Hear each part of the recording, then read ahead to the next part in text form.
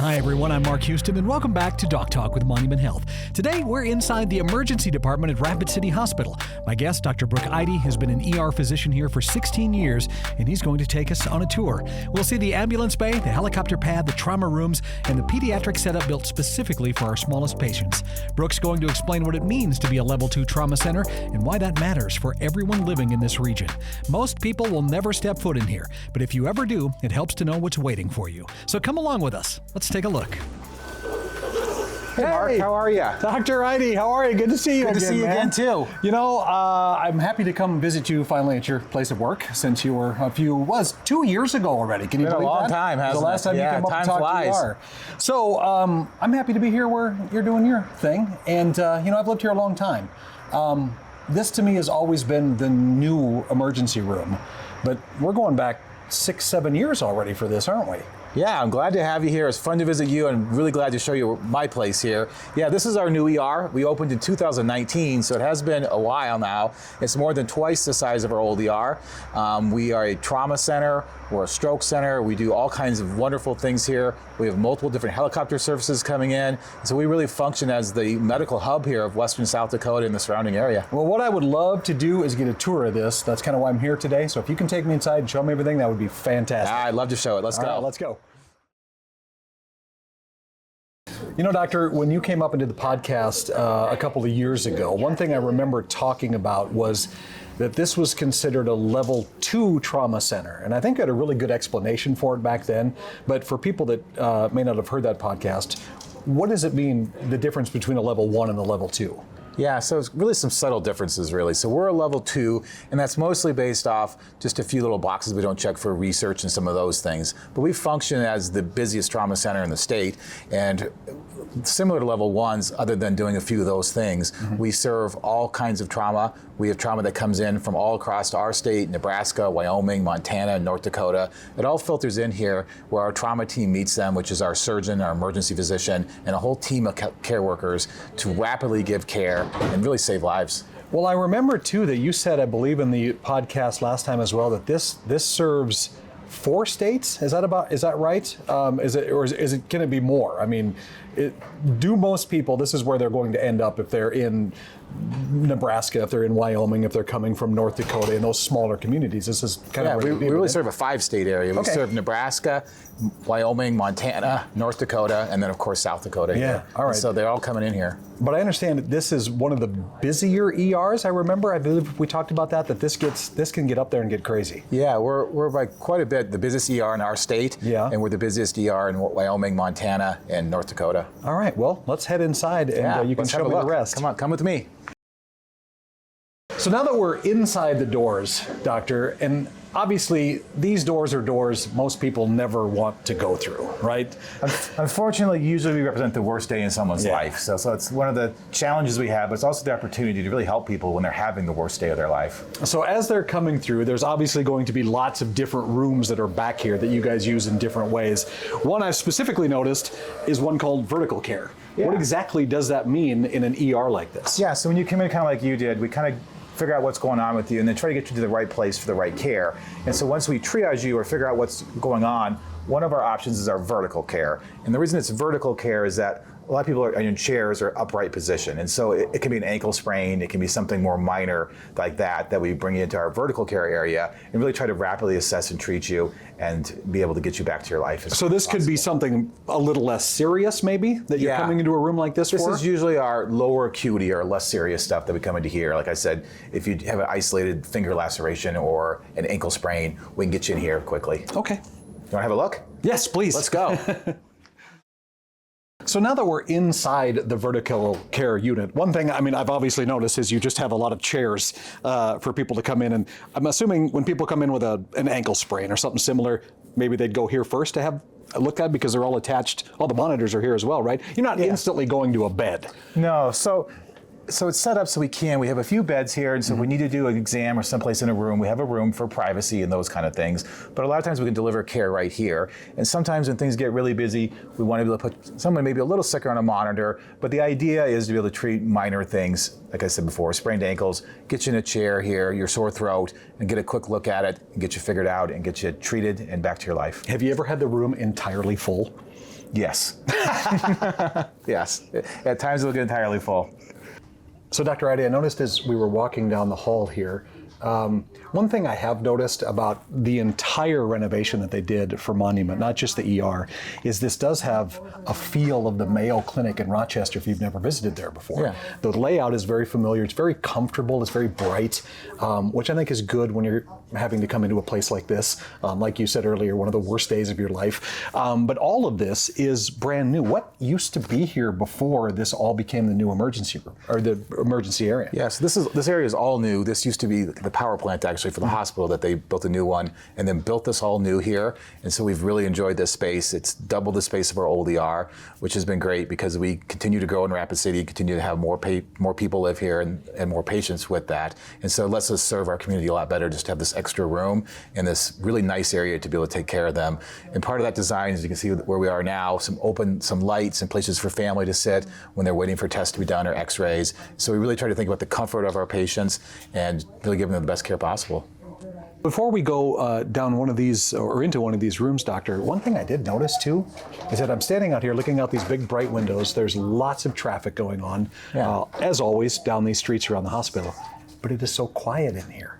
Is one of the things that I think is probably deliberate. Would that be correct? Absolutely. So we designed this really to have two different flow, where we have this outer area where we keep families and patients, and it's designed to be a calming area with access into our pods for them. The inner circle as well, where our caregivers are all hustling around, trying to deliver emergency care to all kinds of injuries and accidents happening. And so it may feel calm and quiet here intentionally. On the inside, there's lots of high quality care being delivered, sometimes in a really rapid and timely fashion. Well, let's go in and check out one of the pods. Let's have a look. So we have these hallways here, and so each pod is set up the same with 4 beds off them. And so we also at times, unfortunately, will spill over into our hallways, and so we have a place here for that if we need to in order to get people back for emergency care. Every room is very similar, well designed and set up to care for any kind of emergency that comes in. And so these 4 rooms will have a nursing station just outside these doors that is here to watch these rooms. And so there's a nurse for every pod, and then a physician team that's seeing multiple pods and caring for them. Now, if we could go into these rooms Absolutely. right now, is this, they do feel like a hospital room in a sense. If you've ever had to spend an overnight stay in a hospital, they feel very much the same. What differentiates this type of room from a normal hospital room? Well, in some ways they're similar. In other ways, we have some extra space here. We don't have all the, we have a chair for our guests, but we have ways to bring in equipment that we need to in order to take care of people in emergencies, whether their heart's in the wrong rhythm or we need to do different procedures, we can do that here. And that's probably the biggest difference. They're a little smaller. If you have upstairs, we don't have windows like some hospital rooms have. But otherwise, it's a similar feel. We have oxygen, we have monitors, we have all the things that we need to really evaluate people and stabilize them before we move them to a hospital room or get them on to their lives. So these really aren't rooms that are meant to be stayed in for a long period. These are to get you stabilized and to get you up where we can rest and hopefully heal at that point. Absolutely. These are rooms set up for assessment. And so we do that initial emergency assessment to determine what their emergency is and then determine whether they need to be upstairs for more hospital care or whether we can do some intervention and get them back outside to their life. Excellent.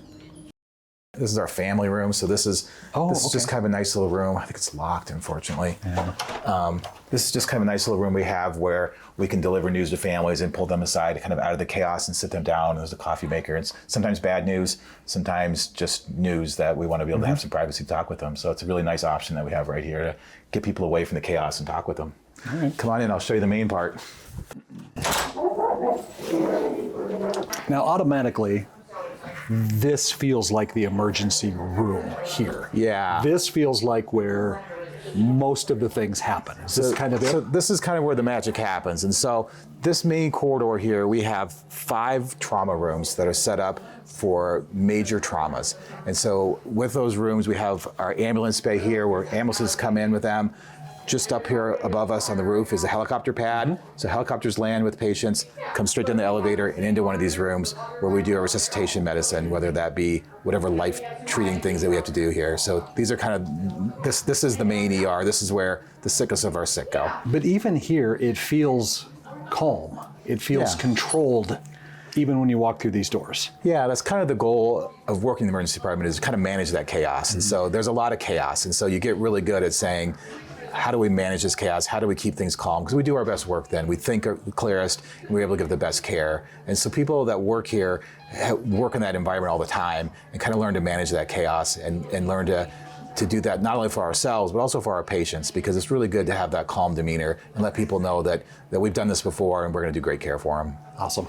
All right, so we just came into one of the other rooms in the main emergency room area here, and this is the room it feels like you see in the movies. Yeah. This is the room where it feels like all of the chaos that you talked about earlier is controlled and hopefully contained, and you're here to make sure that this person gets out of here. Yeah, right? this is kind of one of our in-between rooms where we see some of the sicker medical patients. Yeah. And so we have obviously a little more room to operate, to do different procedures we may need to do.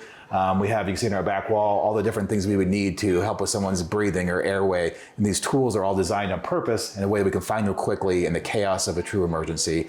So this is just kind of one of those rooms. We also can do some positive pressure ventilation in these rooms. That's what, you've said that word a couple of times now. What does that mean in a room like this? So it's kind of a fancy way to say the air doesn't leak out of them. And so if we have someone with an infectious disease, if they have tuberculosis or something like that, then we can keep these rooms safe for everyone else in the emergency department. Excellent. Okay. So the room we were just in, to me, felt like the TV version of an emergency room, but I understand there's bigger ones. Yeah, that's kind of our in-between room, like I said, for sicker patients. But we have bigger rooms where it is truly the TV that when the patient leaves, the floor is covered with debris from rapid resuscitation activities. So let's walk you down. I'll show you one. Great. So as you come down the hallway, as I said before, we have 5 of these rooms, and I think we have one open right now that we can slip into, and I'll give you a peek at what happens here.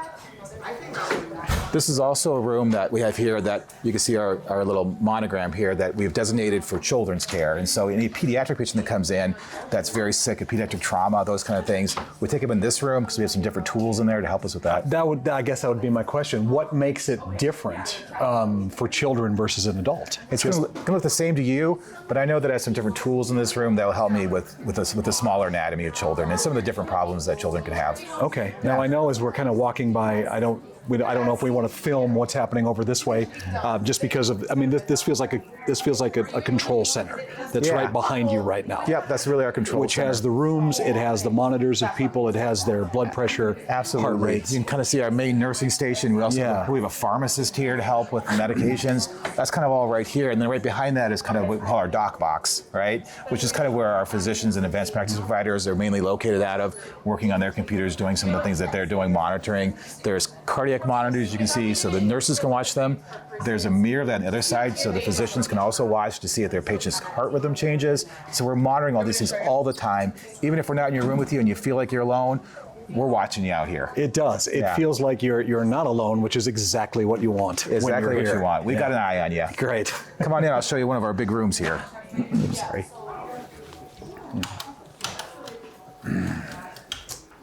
So this is one of we call our resuscitation rooms, and we use these a lot for trauma. And so the idea is these big doors slide open. We can quickly get a EMS cot in here, get them over onto our bed, and really start that work. We've got lots of expensive lighting here to help us see to do procedures.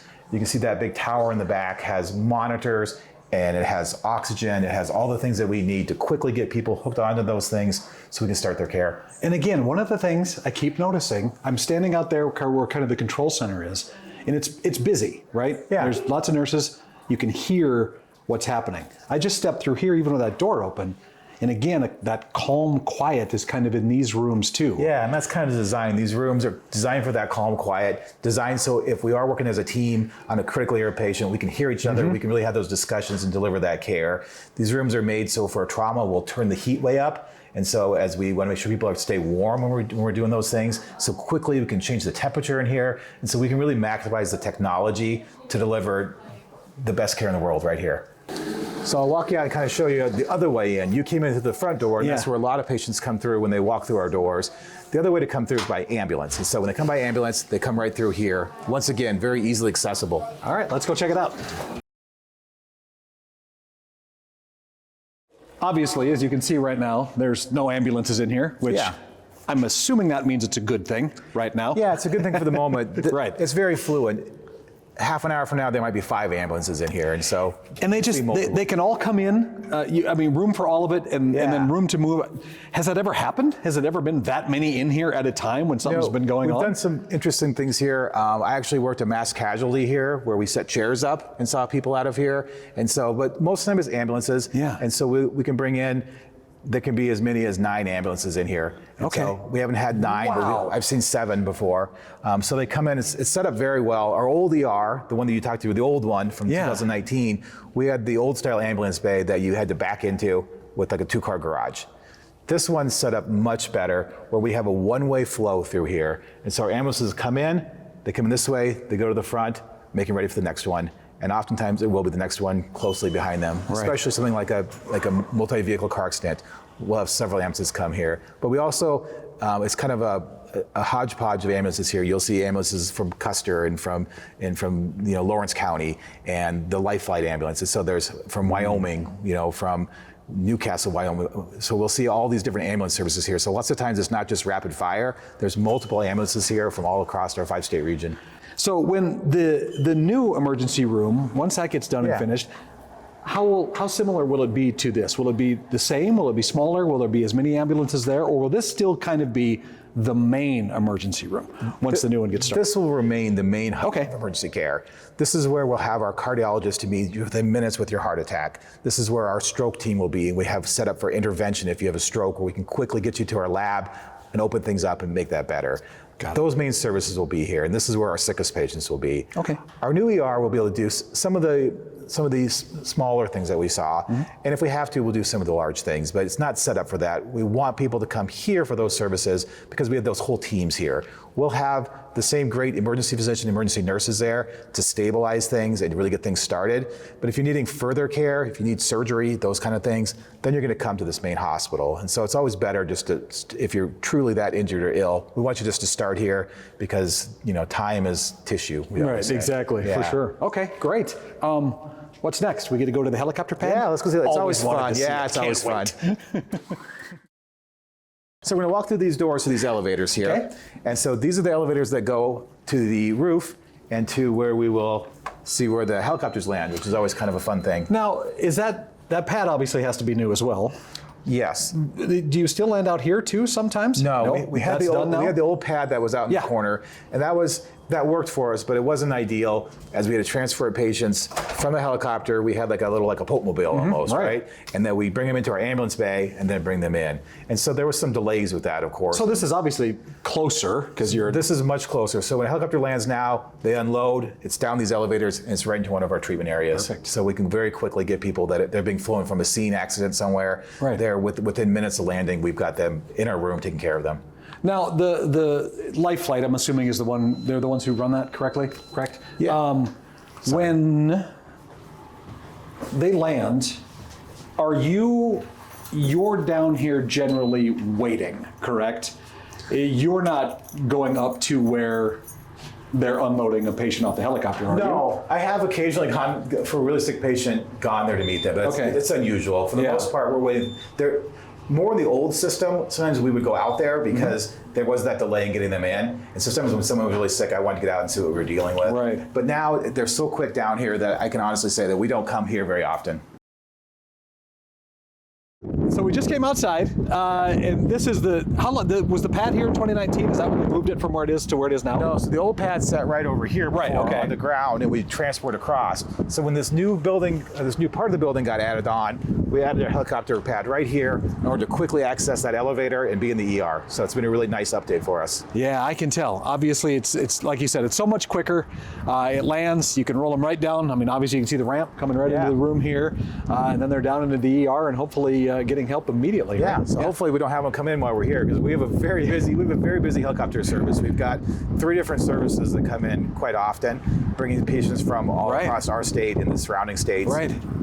Yeah, well, I don't want it to come in because that means bad news generally, but kind of would be neat to see it coming over. We'll hear them come if they're coming. You want to walk out and see? Yeah, absolutely. Might as well. I'm up this high. You're up this high. We'll keep you from the edges. Please. Even the pad is high. Just this part of it is. It's got little shock absorbers.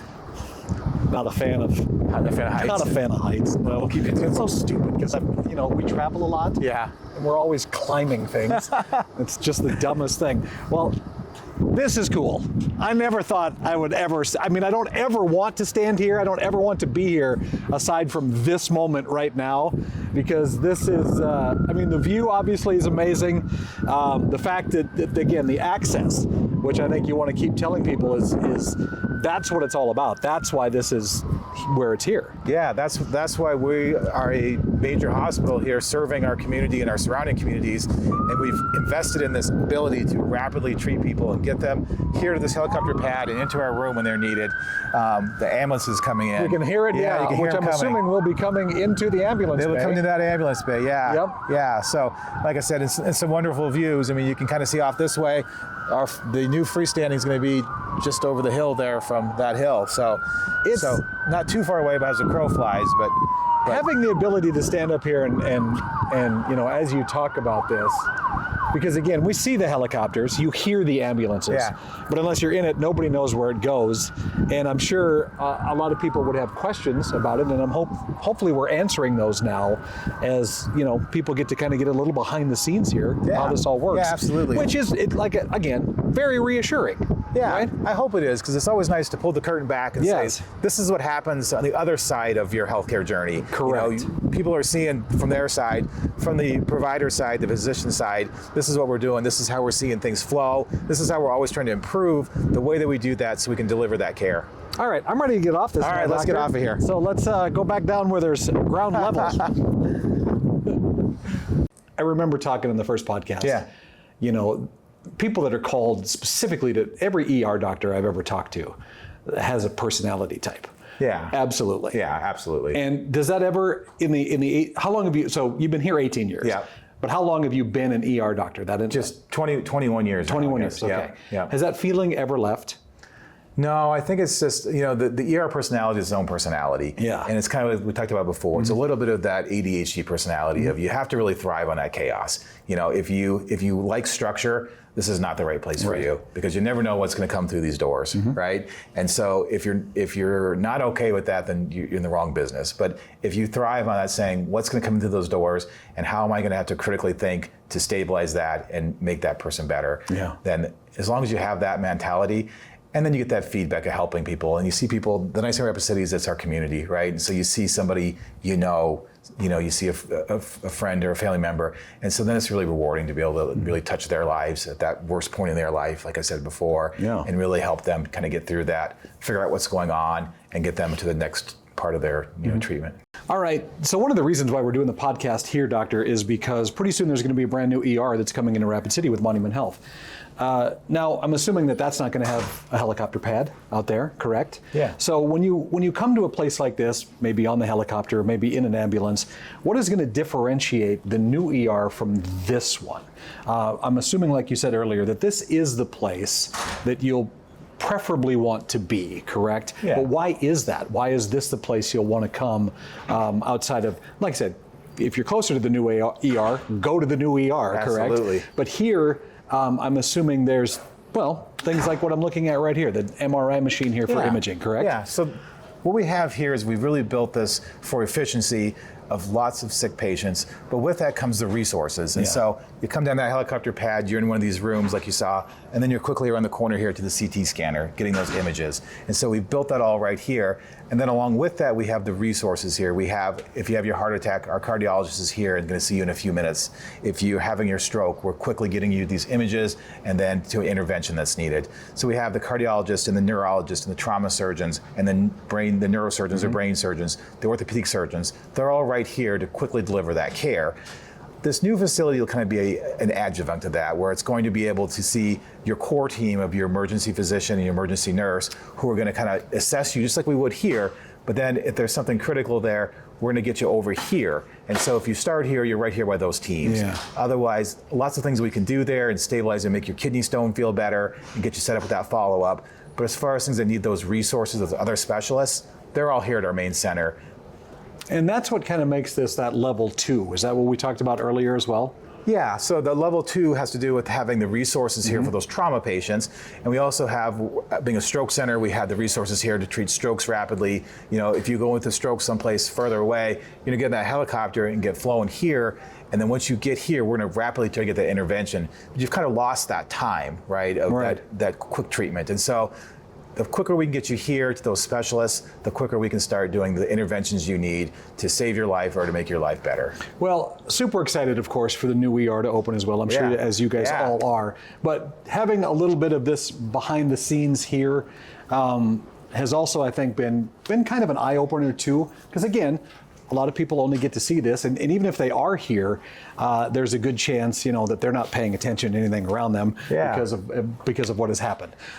So I'm hoping that once people see this and the explanations that you've given, it just sheds a little bit of that light into what goes on here and how well people are treated when they're here. Because I know for you, that's a number one. All of this is awesome. Yeah. But you want to make sure that those people are going home. Yeah, we care about, obviously, their patient care and their experience. And so we've done things for both that here, where we're able to give that high level of care, and hopefully with this quiet, nice experience. And so we're very proud of what we have here. And we're very lucky in a town like Rapid City to have this major facility here and be able to serve our communities. Yeah. Well, Dr. Eide, thank you very much again for doing this, man. I appreciate it. Yeah, thank you for coming. I can't wait to talk about the new one. I'm excited for it too. Thank you, man. Thanks.